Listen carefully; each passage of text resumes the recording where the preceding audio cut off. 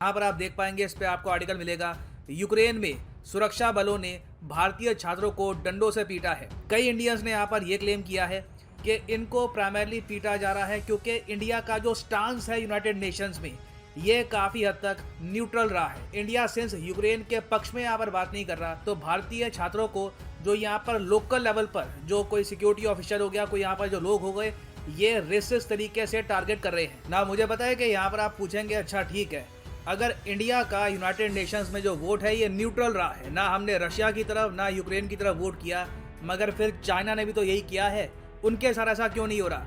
तो मैं आपको ये बता दूं कि चाइनीज स्टूडेंट्स के साथ भी सेम केस हो रहा है। एक्चुअली चाइनीज स्टूडेंट्स तो बहुत ही बुरी तरीके से फंस चुके हैं। यहाँ पर आप देख पाओगे आर्टिकल है व्हाट्स ऑन वीबू का, चाइना की सोशल मीडिया को ट्रैक करने के लिए काफ़ी अच्छी वेबसाइट है।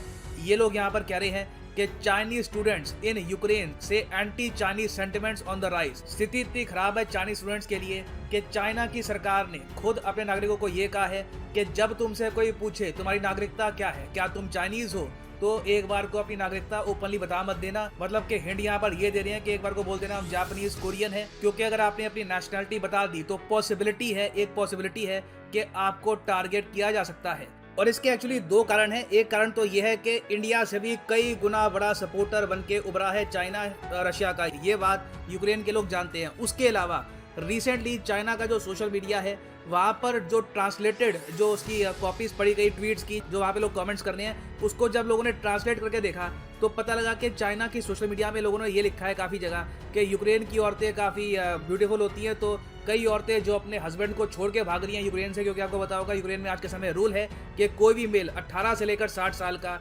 यूक्रेन छोड़ के नहीं भाग सकता, उसको रशियन आर्मी के अगेंस्ट लड़ने के लिए यूक्रेन में ही रहना होगा। तो सिंस इनकी जो कई बहनें हैं, कई इनकी बीवियां हैं, ये भाग रही है यूक्रेन से, तो चाइना के नागरिक यहाँ पर ये कह रहे थे कि हमारे यहाँ फीमेल्स की कमी है, सेक्स रेशियो हमारा खराब है, हम इनको ले लेते हैं अपने पास। तो जब ये पोस्ट यूक्रेन के मीडिया ने कवर करी कि देखिए चाइना के नागरिक ये लिख रहे हैं, तो यूक्रेन में चाइनीज के अगेंस्ट जो गुस्सा है ये और भी जरा बढ़ गया। इसलिए चाइना की सरकार ने अपने नागरिकों को सिंपली यहाँ पर ये कहा है हम तुमको इवैक्यूएट भी अभी नहीं करवा सकते, it is too unsafe. India तो इवैक्यूएट करवा रहा है, इंडिया तो कह रहा है यहाँ पर कि बॉर्डर तक पहुंचो, उसके बाद फ्लाइट से हम आपको लेके आएंगे इंडिया में।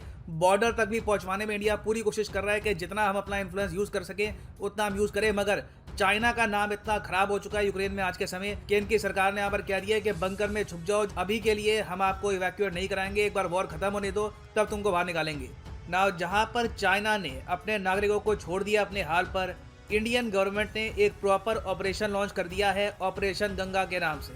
ऑपरेशन गंगा, चलो अक्षय कुमार को भी नई मूवी का नाम मिल गया फ्यूचर में। तो यहाँ पर आप देख पाओगे ट्विटर पेज है ऑपरेशन गंगा हेल्पलाइन का।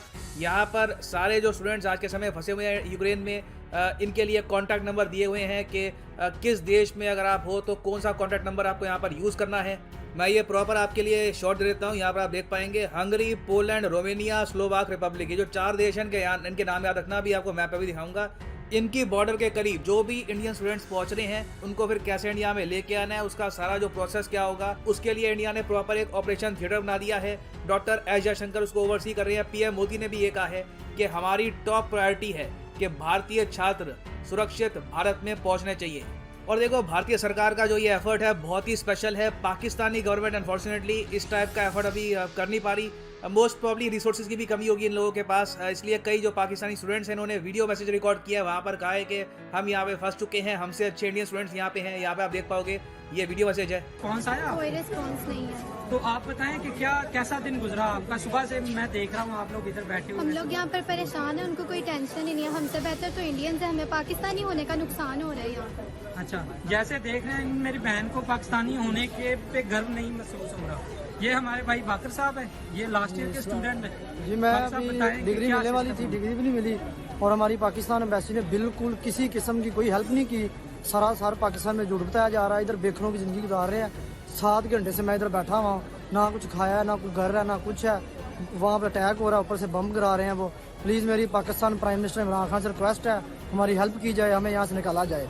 मैं हाथ जोड़ कर रिक्वेस्ट करता हूँ पाकिस्तान प्राइम मिनिस्टर इमरान खान से। तो उम्मीद तो देखिए यहाँ पर यही है कि हर रीजन के जो स्टूडेंट्स हैं ये वापस सेफली अपनी फैमिलीज तक लौट पाए, चाहे बांग्लादेश हो, नेपाल हो, पाकिस्तान, हर देश में ऑब्वियसली कोई नहीं चाहेगा कि जो ये यंग ब्राइट स्टूडेंट्स हैं ये यहाँ पर सफर करे in this war torn region. अब अभी के लिए आप कहोगे कि इंडियन स्टूडेंट्स पर जो अटैक हुआ है वो कहाँ पे हो रहा है। देखो अभी के लिए स्थिति ये है कि जो इंडियन स्टूडेंट्स यूक्रेन में थे इनको बसेस के जरिए और तरीके से भी कोशिश कर रहे हैं कि हम पोलैंड की बॉर्डर तक, यहाँ पे आप देख पाओगे ये पोलैंड है, उसके अलावा स्लोवाकिया, हंगरी, रोमेनिया, इनकी बॉर्डर्स तक पहुँचा दे।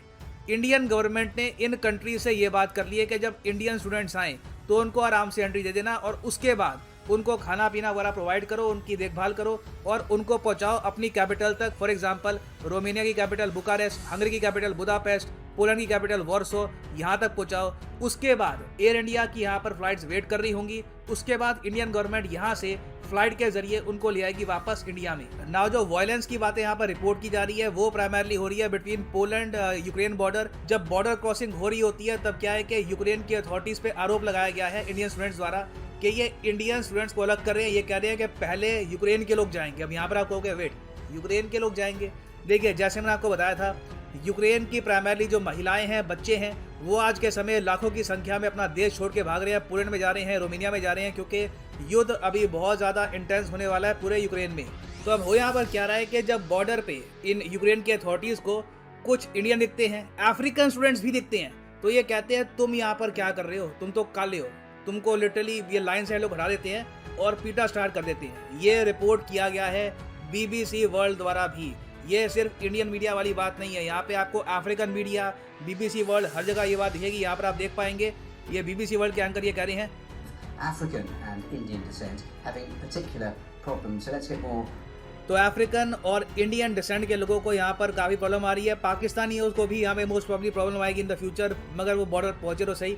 बट स्थिति काफ़ी ख़राब है यहाँ पे। मैं और यहाँ पे देखो, मुझे यही बोलना पड़ेगा कि नीड ये है कि जब यूक्रेन की तरफ सहानुभूति की बात आती है तो इंडिया को ये इशू भी रेस करना चाहिए कि आपके देश में जो रेसिज्म हो रहा है उसका क्या। और ना सिर्फ यूक्रेन में, रेसिज्म तो देखिए इस बार पूरे यूरोप में, US में, हर जगह दिखा है। फॉर एग्जांपल यहाँ पे आप देख पाओगे टेलीग्राफ का आर्टिकल है, एक राइटर है यहाँ पर ये कह रहे हैं कि ये वॉर देखकर तो मैं बहुत ज़्यादा दुखी हूँ। कितना अजीब लगता है, क्योंकि यूक्रेन के लोग भी वाइट हैं हमारी तरह, ये लोग भी क्रिश्चियन हैं, ये हमारी वैल्यूज शेयर करते हैं, इनके साथ ऐसा क्यों हो रहा है। अब ये बहुत ही अजीब बात है। कई जो यहाँ पर एनालिस्ट हैं US में, यूरोप में, इन्होंने ओपनली कह दिया कि इराक में बॉम्बिंग होती थी या सीरिया में बॉम्बिंग होती थी या कहीं और अफगानिस्तान में बॉम्बिंग होती थी, हमको इतनी परवाह होती नहीं थी। हम सोचते थे कि यहाँ पे 10 सालों से इशू पड़ा हुआ है, ये ऐसे ही है यहाँ के लोग। मगर जब यूक्रेन में ऐसा हुआ तब हम बर्दाश्त नहीं कर पाए। तो ये hypocrisy, I think I really hope कि इस इशू को इंडिया कहीं ना कहीं रेस करे कि रेसिज्म जो दुनिया में एग्जिस्ट करता है उसका असली प्रूफ हमको दिखाए यहाँ पर एक कॉन्फ्लिक्ट के दौरान। अब इसका सोल्यूशन क्या हो सकता है? देखिए, शॉर्ट टर्म में तो सोल्यूशन मुश्किल है, अभी बहुत ही मुश्किल स्थिति है। It all depends on Ukraine Russia talks के आपस में कैसे बातचीत करते हैं दोनों देश, क्या सोल्यूशन यहाँ पर निकलता है। रिसेंटली रिपोर्ट्स आई हैं कि यूक्रेन और रशिया ने डिसाइड किया है कि कुछ पीस को लेकर बातचीत शुरू करेंगे, मगर कौन सा देश यहाँ पर मानता है, किस कंट्री की क्या टर्म्स होती हैं, इस पर बहुत कुछ अभी डिपेंड करेगा।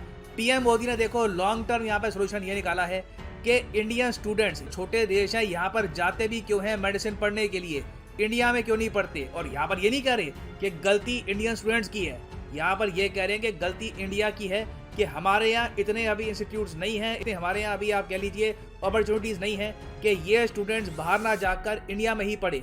तो उन्होंने यहाँ पर ये कहा है कि नीड है कि गवर्नमेंट प्राइवेट सेक्टर बैठकर इंडिया में ही इतनी अपॉर्चुनिटीज़ क्रिएट करे कि इनको बाहर ये छोटे छोटे देशों में जाना ही ना पड़े जहाँ पे लैंग्वेज इश्यूज भी आते हैं ना।